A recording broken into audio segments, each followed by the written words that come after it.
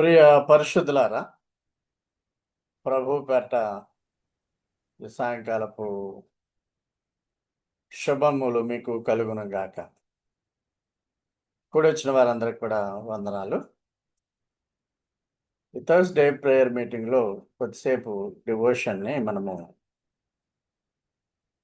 చేయటనేది మనకు సంవత్సరాలుగా మనం చూస్తున్నాం. మరి కొన్ని ఏమన్నా కొత్త విషయాలు దేవుడు మనకు బోధించనై ఉన్నాడో ఈ రోజున పరిశీలన చేద్దాం. ఈరోజు టాపిక్ ఏంటంటే, our God is all sufficient. మన దేవుడు సర్వసమర్థుడు.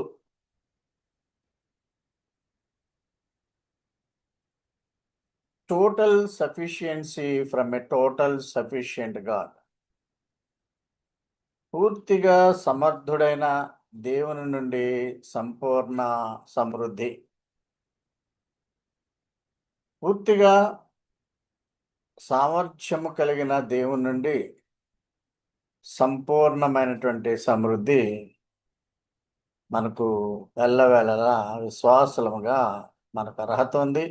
అది లభ్యమవుతుంది. మన ఆధ్యాత్మికమైనటువంటి అవసరాలు అంటే వాక్యము వినడము, వాక్య ప్రకారం నడవడము, దేవుని చిత్తములో నడుచుట, ఆధ్యాత్మికమైనటువంటి అవసరాలు. అదేవిధంగా జీవితంలో అనేకమైనటువంటి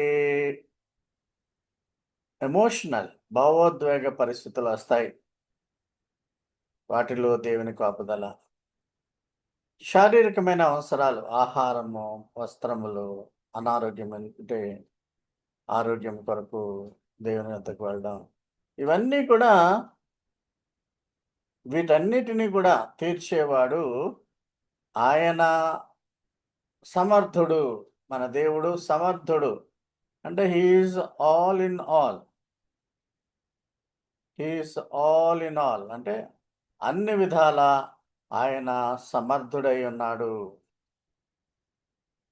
సృష్టికర్తగా ఉన్నటువంటి దేవునికి ఏ లోటు లేదు. మరియు ఆయన అన్నిటికన్నా అధికుడు. మానవ బలహీనతలో పరిపూర్ణమైనటువంటి కృపను, బలాన్ని ప్రసాదించే దేవుడు సర్వశక్తివంతుడైన దేవుడు. అంటే అన్ని విధాలా మనల్ని ఆదుకునే దేవుడు. మనుషులు అందరిలో కూడా ఒక విచిత్రమైనటువంటి సైకాలజీ ఉంటుంది, విశ్వాసుల్లో కూడా.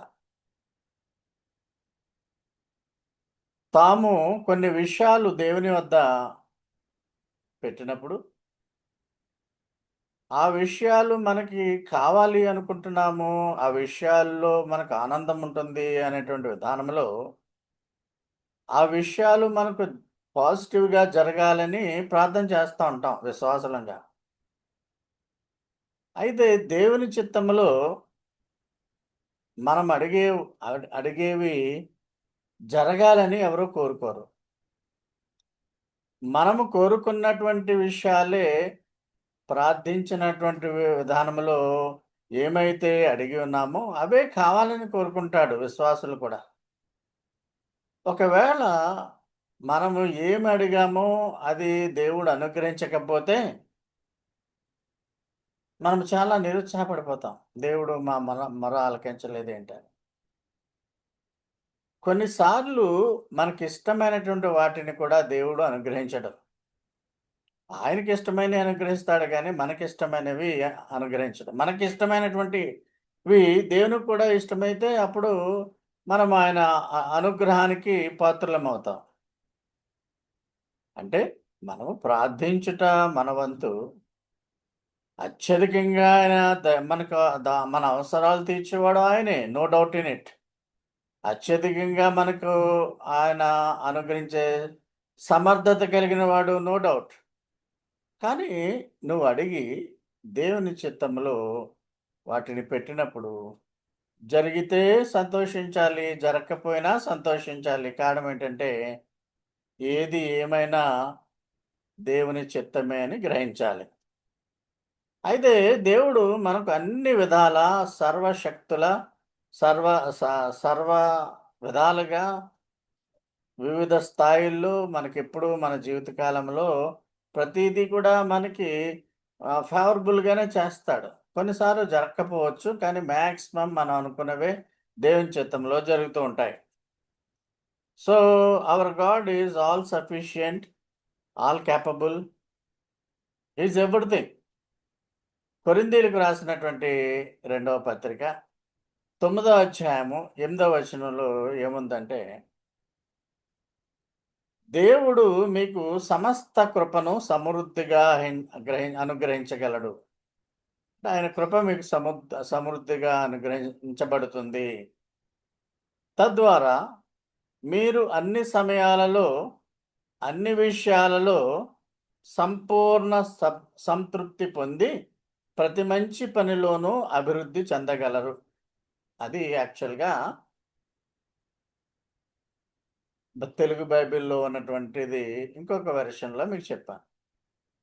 మరియు అన్నిటి యందు ఎల్లప్పుడూను మీలో మీరు సర్వసమృద్ధి గలవారై ఉత్తమమైన ప్రతి కార్యము చేయుటకు దేవుడు మీ ఎడల సమస్త విధములైన కృపను విస్తరింపచేయగలడు. అది ఒరిజినల్‌గా తెలుగులో ఉంది. మీకు సమస్త కృపను సమృద్ధిగా ఇస్తాడు. సమస్త కృప. తద్వారా మీరు అన్ని సమయాలలో అంటే ఆల్ టైమ్స్ అన్ని విషయాలలో సంపూర్ణ సంతృప్తి పొంది ప్రతి మంచి పనిలో అభివృద్ధి చెందగలరు. దేవుడు మనం ప్రతి మంచి పనిలోనూ అభివృద్ధి చెందాలని కోరుకుంటున్నాడు. ఇక్కడ మీరు ఇంగ్లీష్‌లో ఈ వాక్యాన్ని గమనించుకుంటే 4 టైమ్స్ ఆల్ అనేటువంటి పదం వచ్చింది. ఆల్. ఆల్ గ్రేస్ మీకిస్తాడు. సమస్త కృప. ఆల్ సఫిషియన్సీ సమృద్ధిగా ఇస్తాడు. ఆల్ థింగ్స్ అన్ని విషయాల్లోనూ ఆయన చిత్తంలో ఎట్ ఆల్ టైమ్స్ ప్రతి సమయంలోనూ.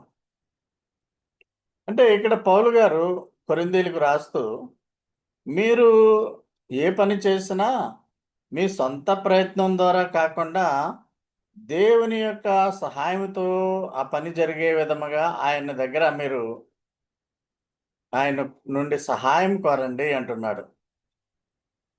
ఏదైనా ఒక విషయం మన జీవితంలో జరగాలంటే మన సామర్థ్యం ఉండాలి. కానీ మన సామర్థ్యం ద్వారా మాత్రమే అది సాధించగలుగుతున్నామని కాదు. దేవుని యొక్క సహాయం కొరకు దేవుని యొక్క సామర్థ్యత మనకు ఉండే విధంగా మనము చూడాలి. అడగాలి. ఆల్ గ్రేస్ చదివినటువంటి వాక్యంలో కొరింథీయులకు రాసిన రెండవ పత్రిక 9 అధ్యాయం 8వ వచనంలో ఉన్నటువంటి ఎసెన్స్ చూద్దాం. All grace, all sufficiency, all things. All grace అంటే సమస్తమైన కృప. దాని అన్నిటిలో ఉన్న కృప. ఆల్ సఫిషియన్సీ సమృద్ధి కృప, సమృద్ధి. ఆల్ థింగ్స్ అన్ని విషయాల్లోనూ, సమస్త విషయాల్లోనూ. ఆల్ టైమ్స్ అన్ని సమయాల్లోనూ. అంటే కొన్నిసార్లు సమస్త అన్ని అనే మాట కొంచెం వ్యారీ అవుతుంది. ఆల్ గ్రేస్ అంటే సమస్త కృప, అన్ని కృప అనే ఆ మాట తెలుగులో సూట్ అవ్వదు. ఆల్ సఫిషియన్స్ అంటే సమస్త సమృద్ధి. అంటే అన్ని విషయాల్లోనూ, అన్ని సమయాల్లోనూ మీరు ప్రతి విషయంలోనూ సమృద్ధిగా ఉండడానికి దేవుని కృప మీకు సమృద్ధిగా లభిస్తుంది. అటువంటి దేవాది దేవుడు మనకున్నందుకు మనం దేవునికి స్తుతులు చెల్లించబద్దులమై ఉన్నాము. దేవుడు పూర్తిగా సమర్థుడు. మనల్ని కూడా విశ్వాసులంగా ఆయన మనలను సమర్థవంతంగా చేస్తాడని చెప్పడానికి పౌలు గారు ఈ 4 ఆల్ అనే మాటను వాడాడు. మన దేవుడు సమర్థుడైన దేవుడు. అటువంటి సమర్థుడైన దేవుడి నుంచి మనం సంపూర్ణమైనటువంటి సమృద్ధిని పొందగలుగుతాం. ఆ విశ్వాసంతోనే మనం జీవించగలుగుతున్నాం. దేవుడు ఒక పనిని మనల్ని చేయమన్నప్పుడు అంటే మన దైనందిక జీవితంలో మన పనులను మనం చేస్తున్నట్లు మనమే చేస్తున్నామని ఫీల్ లేకుండా దేవుడు మనకు సహాయం చేస్తున్నాడు అనేటువంటి ఆ యొక్క ఫీలింగ్‌తో, ఆ యొక్క అనుభవంతో మనం దేవునితో పాటు కార్యక్రమాలు చేస్తే అలసిపోము, నీరసించిపోము. దేవుని కృప మనకు ప్రతి చోట కూడా తోడుగా ఉంటుంది. కృప అంటే యాక్చువల్‌గా మనం పొందే అనుగ్రహమే కాదు గానీ, దేవుని కృప అంటే అదొక దైవికమైనటువంటి బలం. దేవుని కృపతోనే అంటే దైవిక బలంతోనే అనుదిన జీవితం మనం జీవించగలుగుతున్నాం.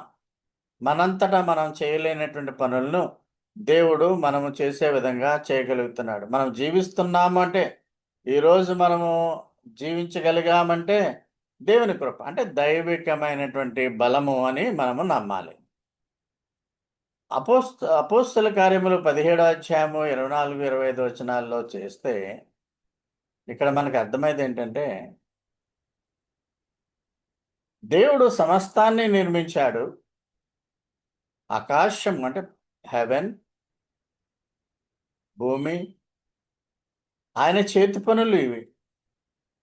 మనము ఆలయాలు నిర్మించి, ఆలయాల్లో టెంపుల్స్‌లో, చర్చ్‌లో నివసింపంటే హస్తకృత్యమైనటువంటి ఆలయాల్లో నివసించడం. మన చర్చ్ ఆఫ్ గాడ్‌లో కాన్సెప్ట్ ఏంటంటే, మీరే దేవుని ఆలయము, మీలో దేవుడు నివసించుచున్నాడు. మన హృదయాల్లో ఆయన నివసించాలని కోరుకుంటున్నాడు గానీ, హస్తకృతములైన అంటే చేతితో పనిచేసినటువంటి ఆలయాల్లో ఆయన నివసించడు. కానీ ప్రజలంతా కూడా ఆలయంలో ఉన్నాడు అని అనుకుంటా ఉంటారు. అది తప్పు. మనుషులందరికీ కూడా జీవాన్ని, ఊపిరిని ఇచ్చేవాడు ఆయనే. అంటే ఆయన సర్వశక్తిమంతుడు. మన జీవం ఉందా అంటే అది దేవుని కృప, దైవ బలం. మనకు ఊపిరి ఉందా అంటే అది దేవుని కృప, దేవుని బలం. సమస్తాన్ని మనకు దయచేయవాడు. కనుక ఏదైనా కొదువ ఉన్నట్టు మనుష్యులతో సేవింపబడువాడు కాడు. అంటే మనము ఆయన్ను సేవిస్తున్నాము అంటే ఆయనేదో మనము ఆయనకు గొప్ప సహాయం చేస్తున్న వారము కాదు. మనము లేక మీరు కాకపోతే ఇంకొకళ్ళని ఆయన ఎంపిక చేసుకుంటాడు తన పనిని చేయడానికి. నువ్వు చేయనని మొరాయిస్తే ఇంకొక వేరే వాళ్ళొస్తారు నీ ప్లేస్‌లో. అందువలన నువ్వు బ్రతుకు కాలంలో నీకు ఇవ్వబడినటువంటి సమయంలో దేవునిని సేవించే అవకాశం ఉన్నప్పుడు నువ్వు ఆయన్ను సేవించు. ఆశీర్వదింపబడతావు. నీ చేతులతోనే ఆయన సేవించబడాలి అని అనుకునేవాడు కాదు. ఆయన సమస్త మానవాళికి దేవుడు. సమస్త మానవులను ఆయన సృష్టించి ఉన్నాడు. అంటే అపోస్తల కార్యములు 17 అధ్యాయం 24, 25 వచనాల ప్రకారం మనం చూస్తా ఉంటంటే everything is under the control of Lord Jesus Christ. ప్రతీదీ కూడా సమస్తము ఆయనే నిర్మించాడు. సమస్తము ఆయన వల్లే ఉంటుంది. సమస్త మానవులు ఆయన వల్లే ఉన్నారు. సమస్తమైన క్రైస్తవులు, విశ్వాసులు ఆయన పనుల్ని ఆయన వల్లే చేయగలుగుతున్నారు. అదే ఇన్ఫరెన్స్ సారాంశము రోమ 11:36లో కూడా చూడవచ్చు. ముందుగా ఆయనకిచ్చి 35వ వచనం. ముందుగా ఆయనకిచ్చి ప్రతిఫలము పొందగలవాడెవడు? 36లో. ఆయన మూలమున ఆయన ద్వారాను ఆయన నిమిత్తం సమస్తము కలిగి ఉన్నవి. యుగముల వరకు ఆయన మహిమ కలుగునుగాక. ఆమేన్. అంటే ఈ సమస్త సృష్టికి, సమస్త మానవ జాతికి, సమస్తమైనటువంటి ఈ వరల్డ్‌లి డెవలప్‌మెంట్‌కి ఆయనే మూలకారకుడు.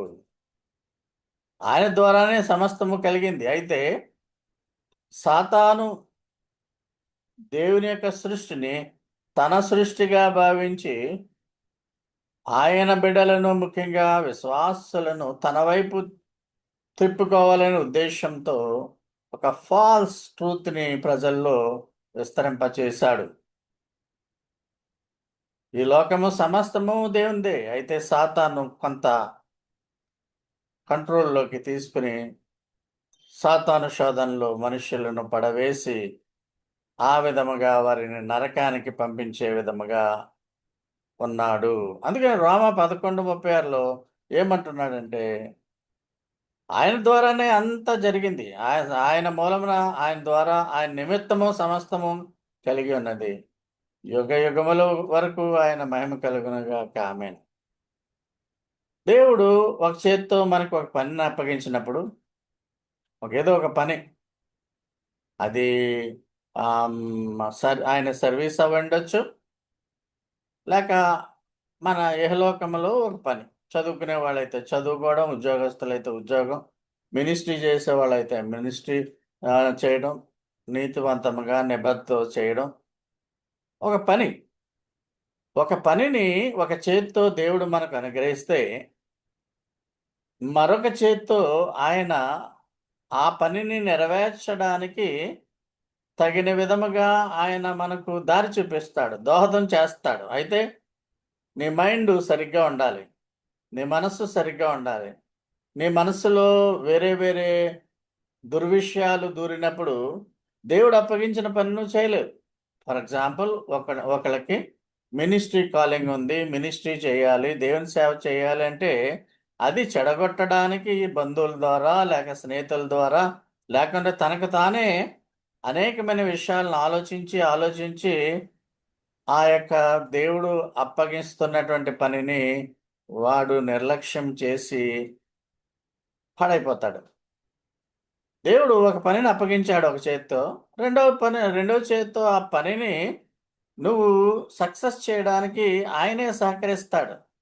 తగిన విధంగా నీకు వనరులు సమకూరుస్తాడు. తగిన విధంగా నీకు సహాయం చేస్తాడు. కానీ మనుషులు ఆ విధంగా కొన్ని విషయాల్లో ఫెయిల్ అయిపోతూ ఉంటారు, విశ్వాసులు కూడా.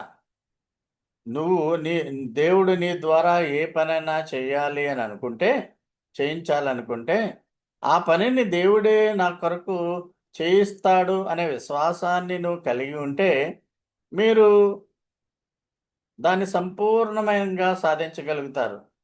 అంటే దేవుని కృపపై, అంటే దేవుని బలంపై మీరు ఆధారపడి ఉండాలి.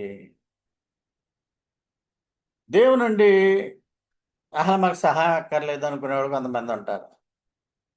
ఆ దేవుని వల్లే నువ్వు పాస్ అయ్యావు. ఇప్పుడు 10థ్ క్లాస్ ఎగ్జామినేషన్ వచ్చాయి. కొంతమంది దుఃఖిస్తున్నారు, కొంతమంది పాస్ అయ్యారు. ఓవరాల్‌గా, టోటల్‌గా చాలామంది మంచి మార్కులతో పాస్ అయ్యారు. ఫెయిల్ అయిన వాళ్ళు ఏమనుకుంటారంటే, దేవుడు నాకు సహాయం చేయలేదనుకుంటారు. విశ్వాసులలో పేరెంట్స్. విశ్వాసులైన పేరెంట్స్, విశ్వాసులైన స్టూడెంట్స్. నువ్వు సరిగ్గా చదివితే కదా! నీ పని యందు నువ్వు గురిపెట్టి, నీ లక్ష్యాన్ని సాధించాలని నువ్వు ప్రయత్నం చేయకుండా, హార్డ్ వర్క్ చేయకుండా, ఏదో రాత్రి చదివేసి పాస్ అయిపోయా, ఫస్ట్ క్లాస్ రాలేదు, లేక డిస్ట్రిక్ట్ ఫస్ట్ రాలేదు, స్టేట్ ఫస్ట్ రాలేదు మా పిల్లలకని బాధపడితే ఉపయోగం ఉంది. తల్లిదండ్రులు పిల్లల్ని చదివించలేకుండా ఆ రిజల్ట్ వచ్చిన రోజునే ఆసక్తి చూపిస్తే అది ఏమన్నా భావ్యమా? దేవుని సహాయము, పిల్లల్ని దేవుని సహాయము కోరే విధముగా వారిని చిన్నప్పటి నుంచే నేర్పించాలి. సొంత బలముతో కాదు గాని, దేవుని బలముతోనే నువ్వు దేన్నైనా సాధించగలవు. గొలియాతు ఆహ్, మా దావీదు కథలో దావీదు బలాఢ్యుడైనటువంటి దావీదును సొంత బలంతో ఏమైనా చంపాడా? చంపింది గులకరాయితోనే. కాకపోతే దేవుని శక్తి ఉంది అందులో. దైవికమైన బలం ఉంది. దావీదు చిన్నప్పటి నుంచి భక్తుడే. ఆ దైవ బలంతోనే మహాబలాఢ్యుడైన వాడిని చంపివేశాడు. అలాగే విశ్వాసులు శారీరకంగా బలహీనంగా ఉండవచ్చును గానీ, వారేదన్నా పనులు చేసేటప్పుడు, వారేదైనా కార్యములు చేసేటప్పుడు దైవ బలము లేక దేవుని కృపతోనే అది చేయాలి. సొంత బలం మీద అందులో వేరే విశ్వాసులు మా సొంతంగా మేము చేయగలుగుతున్నాం. సొంత బలము ఎక్కువ కాలం పనిచేయదు. దేవుని శక్తి మనందరికి ఉండాలి. సో, దేవుని కృపను, దేవుని సమర్థతను మనం పూర్తిగా విశ్వసించాలి. అందుకనే మనం ప్రార్థన చేసుకుంటూ ఉండాలి. ఏమని ప్రార్థన చేయాలి అంటే, ఓ దేవా! నా పనులన్నీ కూడా, నా చదువు, నా ఉద్యోగము, డే టు డే లైఫ్, రోజువారీ జీవితము అన్నీ కూడా మనం నిర్వహించుకోవాలి కదా! పొద్దున్నే లేవాలి, పనులు చేసుకోవాలి. తర్వాత డ్యూటీలకి వెళ్ళే వాళ్ళు డ్యూటీకి వెళ్ళాలి. తర్వాత చదువుకునే వాళ్ళు కాలేజీలకు వెళ్ళాలి. లేదా గృహాల దగ్గర ఉండేవాళ్ళు గృహాల దగ్గరికి వెళ్ళాలి. ఇదంతా కూడా కొంత ఎనర్జీ అవసరం అవుతుంది కదా! కొంత ఎనర్జీ మనం కన్జ్యూమ్ చేస్తే గానీ ఈ పనులు చేయలేం. నడవాలన్నా ఎనర్జీ ఉండాలి. నిద్ర లేవాలన్నా ఎనర్జీ ఉండాలి. పడుకోవాలన్నా ఎనర్జీ ఉండాలి. ఈ పనులన్నిటిని మనం చేసుకునేటప్పుడు, ఇంకా మిగతా కార్యక్రమాలు చేసుకునేటప్పుడు దైవ బలము మనకు కావాలి. నేను ఒంటరిగా లేను. నాతో పాటు నా దేవుడు యేసుప్రభు నాతో పాటు ఉన్నాడు. ప్రభువా! నువ్వు కొద్దిపాటి సహాయం చేస్తే చాలు అనుకోకూడదు మనం. పూర్తిగా నీదే భారం దేవా! అప్పుడే నేను దాన్ని విజయవంతం చేస్తాను. నా ప్రయత్నాలు, నా లక్ష్యాలన్నీ కూడా నీకే నేను అప్పగించుకుంటున్నాను ప్రభువా! ఏది జరిగినా నీ చిత్తమే జరుగును గాక. ఏమైనా చేయగలవు నువ్వు అనే పాట కూడా ఒకటుంది. ఏదైనా సాధ్యం చేయగలడు ఆయన. Nothing is impossible to God. కానీ మనలో అపవాది అనుమానాన్ని పుట్టిస్తాడు. నువ్వు చేయలేవిది. నీవు నీ నీ నీకు సాధ్యం కాదు అని అంటా ఉంటాడు. నువ్వు ప్రజల ద్వారా చెప్పించబడతావు. నువ్వు చేయలేవు ఇదని కార్యక్రమాన్ని. ఆటోమేటిక్‌గా నీకు నిరాశ, నిస్పృహలొస్తాయి. నేనెప్పుడు గూడా నా చిన్నప్పటి నుంచి గూడా ఒక దైవిక బలంతోనే పెరిగాను ఇంతవరకు గూడా. నేను ఏం చేసినా దేవుడు అది నాకు చేస్తాడనే గొప్ప నమ్మకాన్ని నేను చిన్నప్పటి నుంచే కలిగి ఉన్నాను. అదే విధంగా దేవుడు నన్నెప్పుడు గూడా ఎప్పుడు టోటల్ ఫెయిల్యూర్ చేయలేదు ఏ విషయంలో కూడా. దేవుడు సామర్థ్యం కలిగిన దేవుడు. ఆయన చిత్తంలో నాకది జరుగుతుందనే పరిపూర్ణ విశ్వాసాన్ని కలిగి ఉన్నాను కాబట్టే, నేను చాలా వరకు దేవునిలో నేను విజయవంతంగా ఉన్నాను. మన చర్చ్, మన స్కూల్, ఒక ఇండివిడ్యువల్ ఎవరి సహాయమో దాని విషయం కాదు గానీ, ఇక్కడ ఉన్నటువంటి ఒక ఇండివిడ్యువల్, ఒక వ్యక్తి ద్వారా దేవుని పరిచర్యకు కొన్ని కోట్ల ఆస్తి ఒక వ్యక్తి ద్వారా వచ్చిందంటే, ఆ వ్యక్తి దేవుని మీద ఎంత ఆధారపడి ఈ పని చేశాడో మీరు ఊహించుకోండి. అది నా పని కాదు. దేవుని పని దేవుడే చేసాడు. దేవుని ద్వారా ఒక ఇన్‌స్ట్రుమెంట్‌గా నా కాలంలో నేను చేశాను. దావీదు భక్తుడు నా కాలమందు, నా తరములో నేను దేవుని సేవ చేస్తానన్నాడు. అలాగే నా తరంలో నేను దేవుని కొరకు కొంత రిమార్కబుల్ పని చేయాలి అని కోరుకున్నాను. దేవుని బలం మీద ఆధారపడ్డాను. దేవుడు చేసేసాడు. ఆ విధంగా ఇది ఇండివిడ్యుయల్‌గా ఒకడు చేయగలడా అంటే చేయలేడు. ఇది దైవ బలంతోనే చేయం. అలాగే మీ జీవితాల్లో మీరు ఏదైనా సాధించాలి అనుకున్నప్పుడు, లేక ఏదైనా మీరు అనుకున్నప్పుడు, దైవ బలము, దేవుని కృప ద్వారా దీన్ని సాధించగలం. అది కూడా దేవుని చిత్తమైతే. ఆ విషయం మాత్రం మీరు మర్చిపోవద్దు. దేవుని చిత్తమైతే ఇది నేను చేయగలను. కనుక నేను సొంతంగా ప్రయత్నాలు చేయడానికి ఏమన్నా ప్రయత్నం చేస్తున్నానేమో అని మీరొకసారి చూసుకొని, అది దేవుని చిత్తానికి అప్పగించుకొని, దేవుని యొక్క దైవ బలం ద్వారా, దేవుని కృప ద్వారా ఆయన ఆయన చేయగలుగుతాడని నమ్మి, సర్వ సమర్థుడైనటువంటి దేవునికి మీరు అర్పించుకోండి. సబ్మిట్ చేసుకోండి. దేవా! నా యొక్క మనసు నీకు తెలుసు. నేను అపనమ్మకం కలిగిన వాడిని. నీ పూర్తి బలాన్ని నేను నమ్మలేకపోతున్నాను. నమ్మే విధంగా చేయి దేవా! నా యొక్క తప్పిదాలు క్షమించని డే టు డే మనం ప్రార్థన చేసుకొని, నీ చిత్తంలోనే ప్రతీదీ జరిగించు. అది మేలైనా, మేలు కానిదైనా అది నీ చిత్తమే ప్రభువా! దైవ బలముతో చేయాలి. ఆషామాషీ కాదండి లైఫ్ అంటే. It's it should be guided by Lord Jesus. యేసుప్రభువు మనల్ని గైడ్ చేయాలి. చూడండి ఇరాక్ మీద, ఇరాన్, ఇజ్రాయెల్ మీద, గల్ఫ్‌లో ఉన్నటువంటి చాలా కంట్రీస్‌లో మొన్నటి వరకు మళ్ళా ఈవేళ నుంచి యుద్ధం మొదలవుతుంది. ఆ యుద్ధాల్లో స్ట మిసైల్స్, బాలిస్టిక్ మిసైల్స్ అని ఉంటాయి. ఆ బాలిస్టిక్ మిసైలు ఖండాంతరాలు కూడా ప్రయాణం చేసేస్తా ఉంటాయి. అవి వాటిని లోపల కంప్యూటరైజ్డ్ వ్యవస్థ గైడ్ చేస్తుంది. ఏ లక్ష్యాన్ని సాధించాలి? జెరూసలేమును ఛేదించాలా? న్యూఢిల్లీని ఛేదించాలా?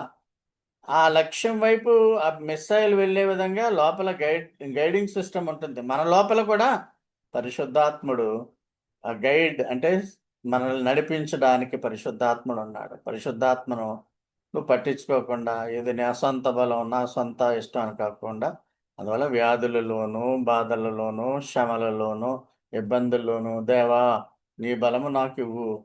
దైవ బలము, దైవ చిత్తములో నన్ను నడిపించు. పరిశుద్ధాత్మతో నడిపించని మనం ఎప్పుడు కూడా మన సర్వశక్తిమంతుడైన దేవుని మీద మనం ఆధారపడాలి. సో, మన జీవితాల్లో మనము ఈరోజు నేర్చుకునే విషయం ఏంటంటే, మన దేవుడు సర్వసమర్థుడైన దేవుడు.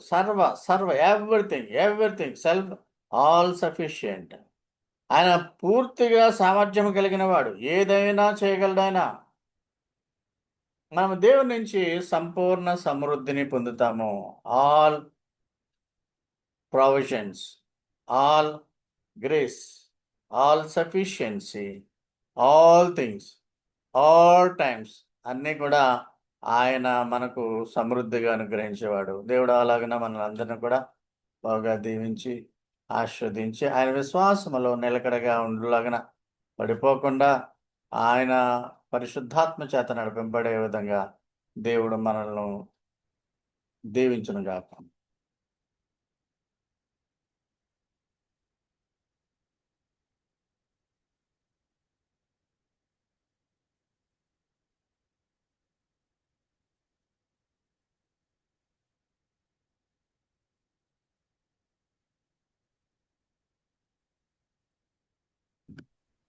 మన తండ్రి అయిన దేవుని యొక్క ప్రేమయు, కుమారుడైన యేసుక్రీస్తు యొక్క కృపయు, పరిశుద్ధాత్మక అన్యోన్య సహవాసము సదాకాలము అనగానే ఆకాశమందు ప్రత్యక్షమగ వరకును మనకును మన కుటుంబములకును సంఘమంతటికి ఎల్లవేళలా కావలిగా ఉండును గాక. ఆమేన్. నీలానేచు దేవుని స్తుతించు సర్వ సృష్టియు నూతించు మోక్ష సైన్యము పితృపుత్ర శుద్ధాత్మాల